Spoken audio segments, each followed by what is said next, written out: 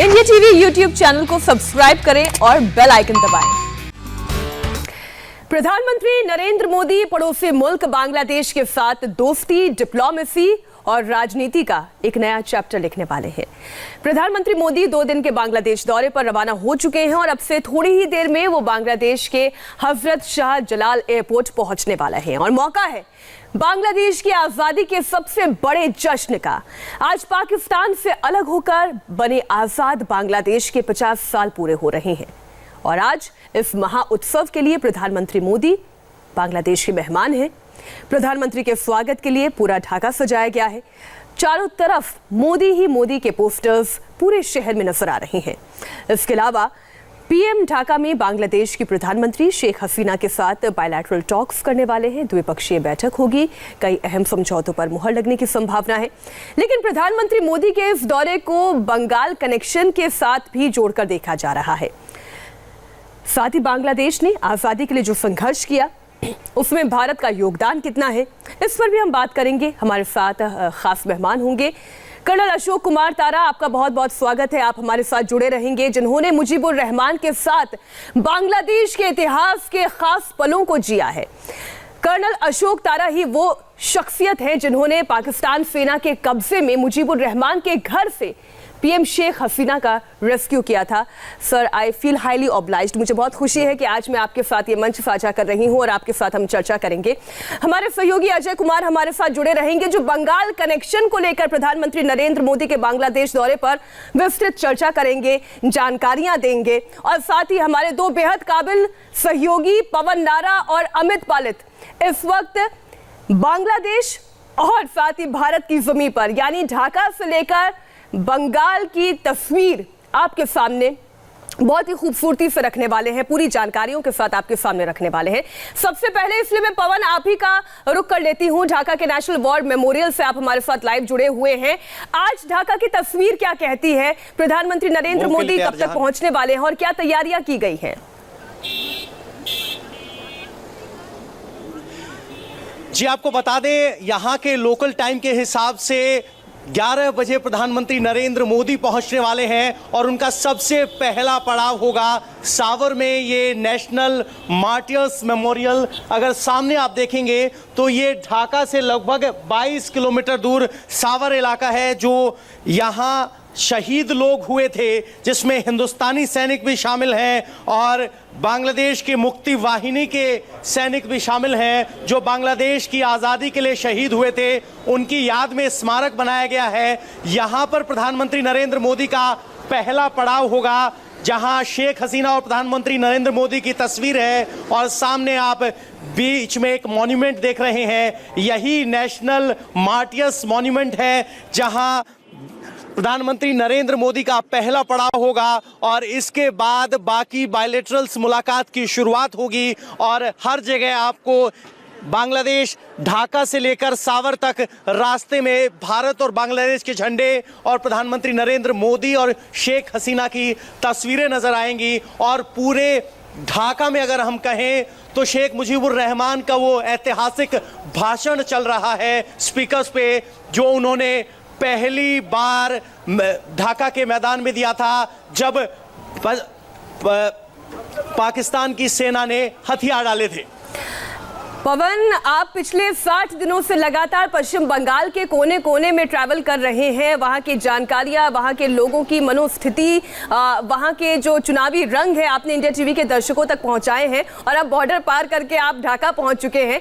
लेकिन इस वक्त भारत और बांग्लादेश के बॉर्डर पर ही इस वक्त हमारे साथ संवाददाता अमित पालित भी जुड़े हुए हैं।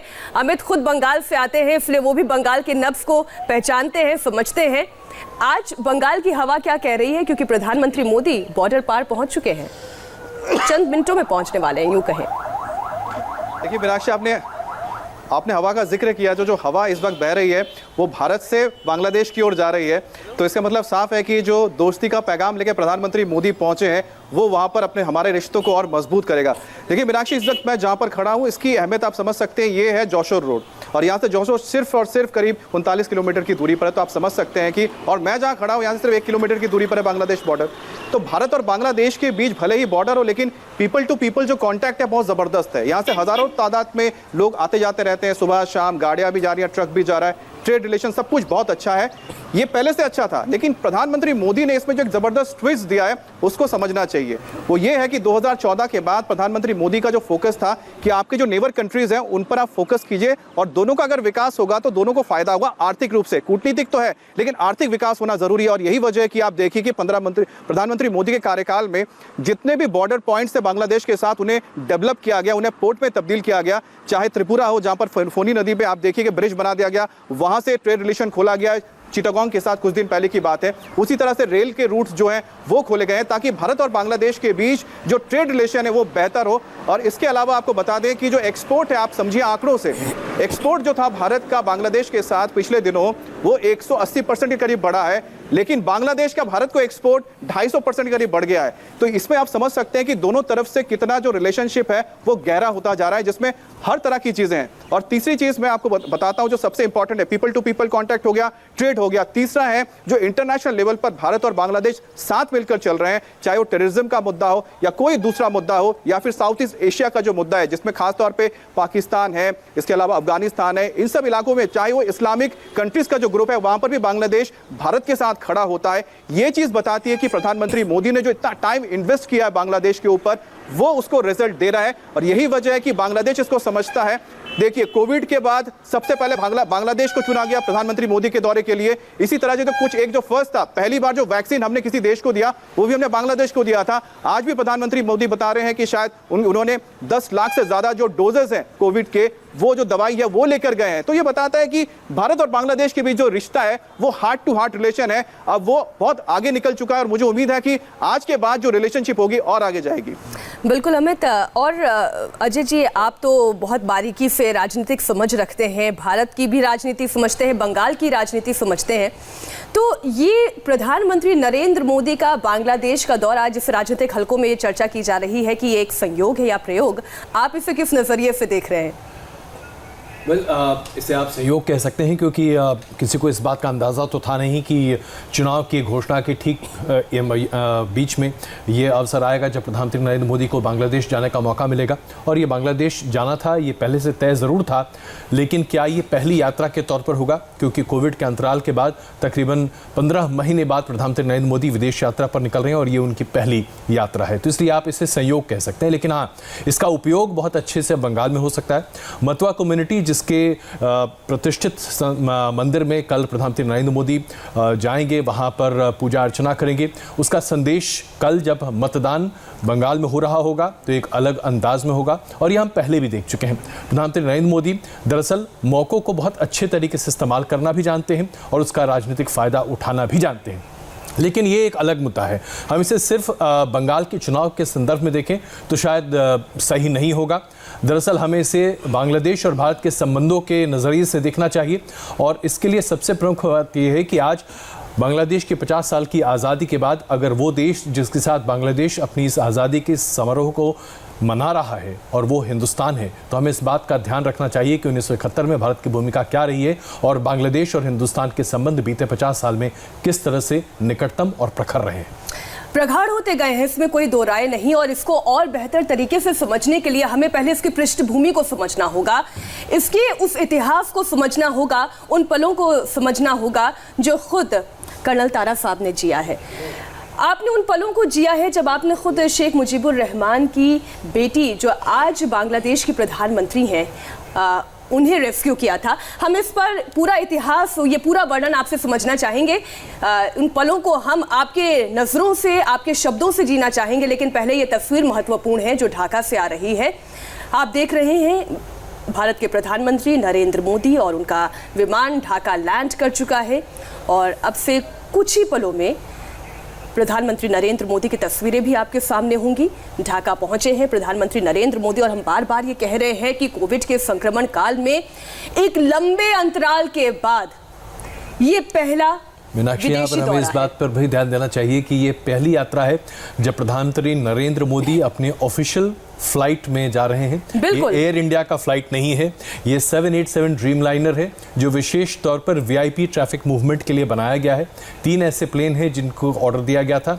ये वो पहला प्लेन है जो आ चुका है और प्रधानमंत्री नरेंद्र मोदी की पहली यात्रा के साथ ये बांग्लादेश पहुंचा है। बहुत खूब आप ये तस्वीर देख रहे हैं। ये भारत की ताकत का भी एक परिचय है, अगर हम इस तरीके से कहें अजय जी, तो ये शायद गलत नहीं होगा।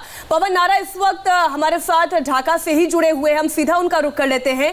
पवन, प्रधानमंत्री नरेंद्र मोदी की फ्लाइट लैंड कर चुकी है एयरपोर्ट पर।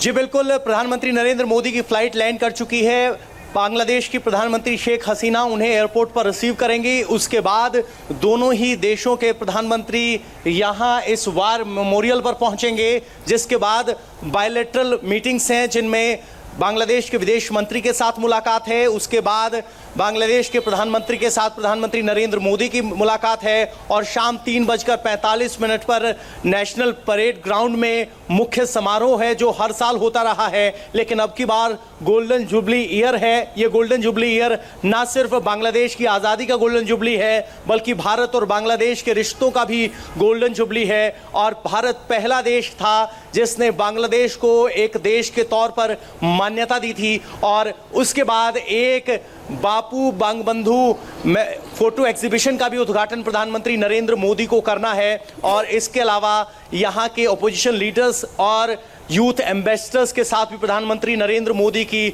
मुलाकात है। तो कह सकते हैं कि जो भारत और बांग्लादेश की दोस्ती है उसको एक नया आयाम देने और उसके 50 साल का जश्न मनाने का आज ये दिन है।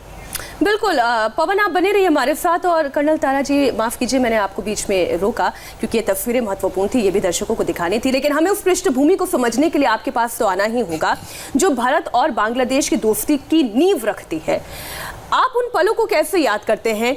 उस दौरान का किस्सा आप आज इंडिया टीवी के दर्शकों को बताएं, क्योंकि हम में से तो कई लोग ऐसे होंगे जो उस दौर में तो पैदा भी नहीं हुए होंगे, जिन्होंने देखा नहीं होगा वो मंजर, जिन्होंने सुना नहीं होगा। आज वो आपकी मुंह ज़बानी भारत बांग्लादेश के रिश्तों को समझेंगे। जैसे आप सब जानते हैं कि 16 दिसंबर 1971 पाकिस्तान ने भारतीय फ़ौज और बांग्लादेश फ़ौज के सामने सरेंडर कर दिया था। 16 दिन शाम को हमको हुक्म मिला, मैं ढाका एयरपोर्ट पर था, कि उसको सिक्योर करिए क्योंकि काफ़ी वीआईपी और सीनियर अफसर आने वाले हैं और जो कि इन लोगों को मिलेंगे। जब 17 तक सवेरे में सिक्योर कर रहा था उस टाइम पर मुक्ता वानी जोधा आया। उसने मेरे सीओ को यानी कमांडिंग अफसर को बताया कि शेख मुजीब रहमान की फैमिली जो पाकिस्तानी कैद में है और उनकी जान को ख़तरा है। लेकिन क्योंकि पाकिस्तान ने सरेंडर कर दिया था, वहाँ पर उस टाइम पर उस वक्त पर लोगों ने उसकी जो नाजुकता थी उसको नहीं समझा और सीधा बोला आप जाइए इनके साथ और देखिए क्या प्रॉब्लम है। जब मैं वहाँ गया, 2 जवान मेरे साथ में लेकर गया था क्योंकि मैंने भी नहीं सोचा कि इतना सीरियस या ऐसा ख़तरनाक इलाका हो सकता है। जब मैं वहाँ पहुँचा, वहाँ काफ़ी भीड़ थी, उन्होंने मुझे रोक दिया और बोला आप आगे मत जाइए क्योंकि जो आगे जाता है उसको पाकिस्तानी गोली से मार देते हैं। और उन्होंने मुझे एक गाड़ी जिसमें गोलियां लगी हुई थी और एक मीडिया आदमी जो पहले गया था उसको गोली से मार दिया था। मैंने कुछ सेकंड सोचा कि मैं अगर अपने सीनियर अफसरों को बताता हूँ तो उसमें टाइम लगेगा, फिर फौज आएगी उसमें और भी टाइम लग जाएगा, इसलिए मेरे पास 2 ही जवान थे, मैं हमला नहीं कर सकता था। लेकिन सबसे ज़रूरी बात थी कि जो फैमिली उस घर के अंदर थी उसकी जान को बचाना। उस वक्त आपके जहन में क्या था? और मेरे यही था कि उसकी फैमिली को कैसे बचाया जाए। तो मैंने किसी चीज़ की परवाह नहीं की और अपनी ड्यूटी को समझते हुए मैंने जो अपना हथियार था वो भी मैंने जवानों को दे दिया और मैंने सोचा कि मैं इनको साइकोलॉजिकली गट्स और विट्स जिसको हम बोलते हैं बाद में, उसकी हिम्मत से मैं जाऊं। मुझे उम्मीद बहुत कम थी लेकिन मेरे पास एक वही मौका था कि टाइम को बचाते वक्त, वक्त को बचाते वक्त मैं उनकी जान को बचाऊं। जब मैं अपना हथियार देकर बिना हथियार के आगे बढ़ा तो डेड बॉडी जो थी मीडिया की उसके पास, तो मैंने बोला कोई है, तो कोई जवाब नहीं था। दोबारा बोला कोई है, तो कोई जवाब नहीं था। फिर मैं बिल्कुल आस्ता आस्ता जब घर के दरवाजे के सामने पहुंच गया, गेट के ऊपर पहुंच गया, तकरीबन 2 गज 3 गज के ऊपर, तो उन्होंने मुझे बोला कि रुक जाओ। उन्होंने मुझे पंजाबी में बोला और मैं खुद पंजाबी हूँ, तो मैं उनकी ज़बान को समझता था और मेरी जो उनकी बातचीत हुई वो अभी आखिर तक पंजाबी में ही होती रही। उन्होंने मुझे कर्नल तारा जी, अगर आप उस वक्त वहीं रुक गए होते तो शायद आज बांग्लादेश का इतिहास कुछ और होता, आज बांग्लादेश की तस्वीर कुछ और होती। लेकिन आपने अपने फर्ज को समझा, भारत की जिम्मेदारी को समझा, आप आगे बढ़े। हम आगे की पूरी ये बात आपसे जरूर सुनेंगे, लेकिन इन तस्वीरों को भी हम साथ साथ दर्शकों को बताते चले। इस वक्त आप देख रहे हैं प्रधानमंत्री नरेंद्र मोदी का विमान चूंकि लैंड हो चुका है। बहुत सारे डिग्नेटरीज आपको इन तस्वीरों में नजर आएंगे जो बांग्लादेश की ओर से यहाँ पर स्वागत के लिए प्रधानमंत्री नरेंद्र मोदी के लिए पहुंचे हैं। और इन तस्वीरों पर आप अजय जी कुछ कहना चाहेंगे? ज़ाहिर सी बात है, ये एक बहुत ही महत्वपूर्ण मौका है भारत और बांग्लादेश के संबंधों में, और प्रधानमंत्री नरेंद्र मोदी और बांग्लादेश के प्रधानमंत्री के बीच एक समन्वय बड़ा अच्छा रहा है और एक लंबे अंतराल से भारत और बांग्लादेश के बीच के संबंध बहुत अच्छे रहे हैं। अगर आप 2014 से लेकर अभी तक देखें तो भारत और बांग्लादेश के संबंध में लगातार तरक्की हुई है, और इसकी वजह से हम एक बहुत बड़े खतरे जो कि चीन की तरफ से हमें एक खतरा सामने आ सकता था, उसे टालने में बहुत कारगर और सफल भी रहे हैं कई मौक़ों पर। चाहे हम उससे सार्क देशों के बीच की बात कहें या फिर अंतर्राष्ट्रीय मौक़ों पर कहें, बांग्लादेश हिंदुस्तान के साथ मजबूती से खड़ा रहा है। और मैं आपको ये बता दूं कि आज प्रधानमंत्री की दरअसल गुजारिश पर एक ख़ास राग मैत्री का आगाज़ किया जा रहा है, और आज शाम उसे पंडित अजय चक्रवर्ती पहली बार उसे प्रस्तुत करेंगे। तो ये एक भारत की तरफ से पेशकश है। इसके साथ साथ प्रधानमंत्री नरेंद्र मोदी अपने साथ 1.5 मिलियन डोजेस कोरोना से लड़ने के लिए जो वैक्सीन है उसे भी साथ लेकर गए हैं। आप इससे जो संबंध हैं वो देखिए कितने मजबूत होते दिख रहे हैं। इसके साथ साथ ये भी खबर बताई जा रही है कि ढाका और सिलीगुड़ी के बीच में हफ्ते में 3 दिन रेल यात्रा शुरू करने के लिए एक स्पेशल ट्रेन की शुरुआत भी हो सकती है इस यात्रा के दौरान।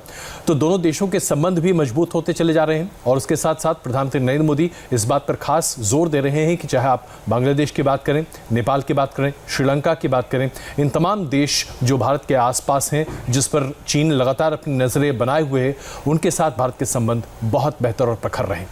और अगर हम शिक्षा के क्षेत्र में भी बात करें तो एक संभावना ये भी जताई जा रही है कि प्रधानमंत्री नरेंद्र मोदी जो स्कॉलरशिप स्टूडेंट्स की जो संख्या है उसमें भी एक ज़रूर बहुत महत्वपूर्ण कदम उठाएंगे। शायद उनकी संख्या बढ़ाने पर भी आज वो कोई ऐलान कर सकते हैं। हमें एक छोटे से ब्रेक के लिए रुकना होगा। इन्हीं तस्वीरों पर हम दोबारा लौटेंगे एक ब्रेक के बाद।